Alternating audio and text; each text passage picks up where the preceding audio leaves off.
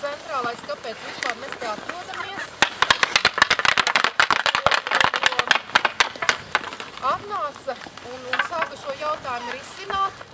Un gribu teikt, ka kopā saliekot darbu no viņa puses, no pagasta puses, ir tapis šis ledus un var notikt šis pasākums. Tā kā lai beidzās un lai tā nav pēdējā reize. Pagājušā gadsimta 70. gados ar pastendēm iniciatīvu un tā laika saimniecības rocības šeit tika uzliet asfalts, lai veidot hokejlauku. Arī tajā laikā tāds ledus bija, šis tas notika.